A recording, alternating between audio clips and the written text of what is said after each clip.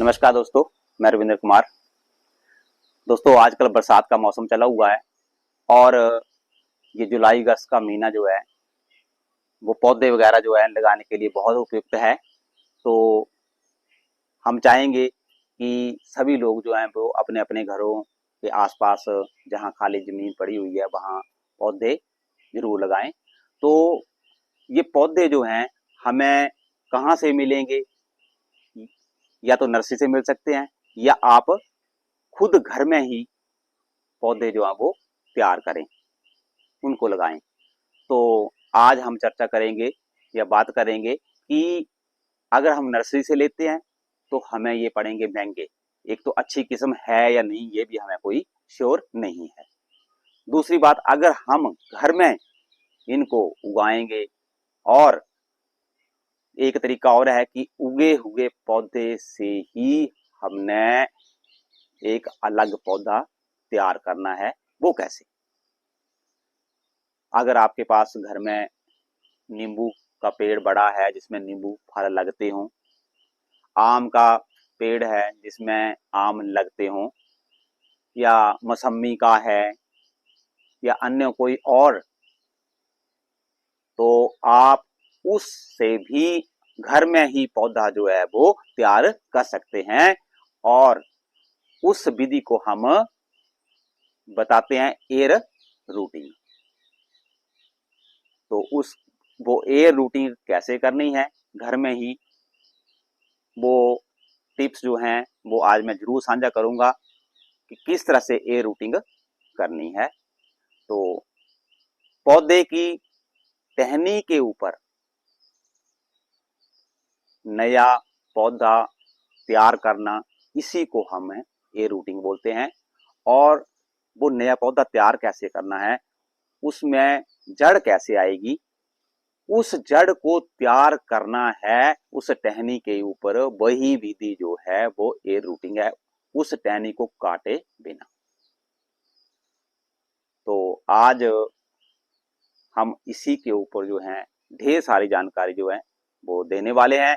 तो बने रहे अब इस मेरे YouTube चैनल के ऊपर, इसको लाइक करें, सब्सक्राइब करें, ताकि हम और ऐसे ही वीडियो बनाने के लिए लगातार मोटिवेट होते रहें। तो दोस्तों, चलिए हम प्रैक्टिकल करके देखते हैं कि किस तरह। सबसे पहले हमारे पास जो सामग्री चाहिए, यहाँ देख रहे हैं आप, यहाँ ये मेरे पास खाद है, केंचुआ खाद। तो थोड़ी सी केंचुआ खाद लेनी है।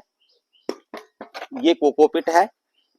अगर कोकोपीट जब इसमें मिलाएंगे तो ये जो इसमें सीलन होती है, नमी होती है, वो जो है नमी जो है वो बनी रहती है जब इसको लगाएंगे।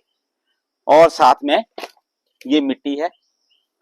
इन तीनों को ही मिलाना है और तीनों को मिला करके फिर उस टहनी के ऊपर कैसे लगाना है उसके बारे में अभी बताऊंगा। अब मैं इन सभी मिट्टी,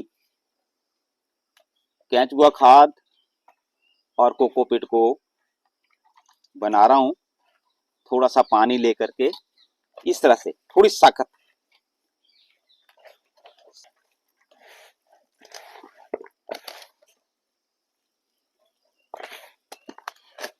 तो इस तरह से मिट्टी, खाद और कोकोपीट तीनों को मिला दिया गया इकट्ठा करके, और थोड़ा सा सख्त, ताकि इस तरह से बन जाए ये, और टहनी के ऊपर लगाने के लिए बढ़िया रहे। और इसको लगाने से पहले एक और आइटम जो है वो उस टहनी के ऊपर लगाई जाएगी, ताकि रूट हार्मोन्स होते हैं जिससे जो है जड़ें बड़ी जल्दी निकल आती हैं, उस जेल को लगाएंगे। चलिए आज हम नींबू के पेड़ के टहनी के ऊपर एयर रूटिंग करने जा रहे हैं। तो हमने जो टहनी लेनी है वो लगभग 1 साल पुरानी होनी चाहिए, उसी के ऊपर एयर लेयरिंग जो है वो ठीक रहती है। तो ये 100% सक्सेस हो, इसके लिए 1 साल पुरानी टहनी ही चाहिए। सबसे पहले हमें 1 से 1.5 इंच तक ये कट लगा लेना ब्लेड से, इस तरह से। और फिर इस छिलके को जो है उतारना है, क्योंकि कट लगे होंगे तो ये बढ़िया तरीके से जो है ये निकल जाएगा।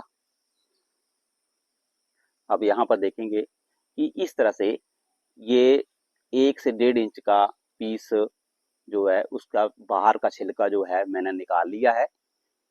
और अब इसको ब्लेड से थोड़ा इस तरह से रब करना है, ताकि कोई भी जो बारीक छिलका भी अगर बीच में होगा उसका भी जो है वो बाहर हिस्सा जो है वो निकल जाए। तो इस तरह से अब इसके बाद ये रूटिंग, एयर रूटिंग के लिए तैयार हो गया है।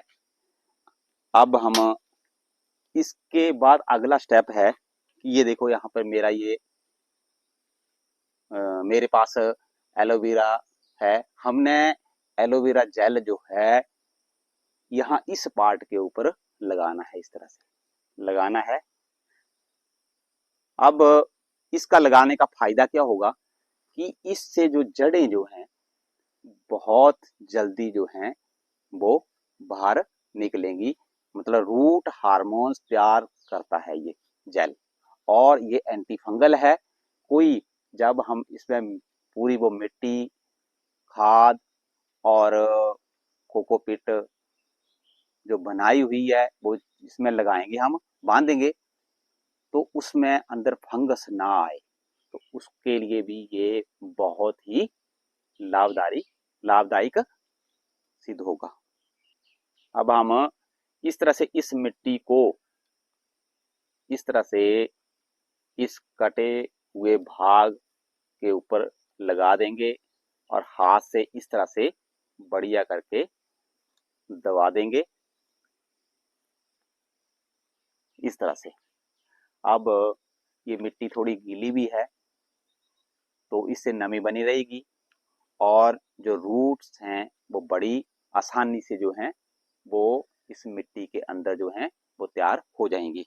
इसके बाद जो मेन काम है, जो आपने पॉलीथीन का अगर घर में लिफाफा पड़ा हुआ है वो लगा सकते हैं, नहीं तो मार्केट में भी ये रूटिंग के लिए जो है या ग्राफ्टिंग वगैरह करते हैं उनको यूज कर सकते हैं। तो इस तरह से हमने इस पॉलीथीन के पीस से इसको बांध देना है ऐसे, इस तरह से। इसके ऊपर टेप जो है वो लगा देंगे ताकि ये टाइट रहे और इसमें कहीं भी एयर गैप नहीं होना चाहिए। तो इतना काम करना है बस, इसको आप अच्छी तरह से लगा सकते हैं तो ये 100% जो है वो सक्सेस होगी ये रूटिंग। ये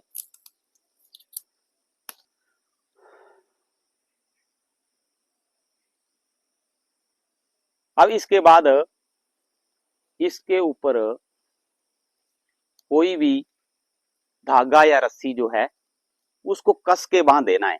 क्यों बांधना है? क्योंकि जो इसके ऊपर टेप या जो भी हमने पॉलिथीन लगाया हुआ है वो खुल ना जाए। तो यहाँ पर आप देख रहे हैं ये ए रूटिंग जो है वो कंप्लीट हो गई है और लगभग 60 दिन इसको तैयार होने के लिए लग जाएंगे। तो 60 दिन का समय लगता है पूरा पौधा तैयार होने के लिए, इसमें रूट्स आने के लिए।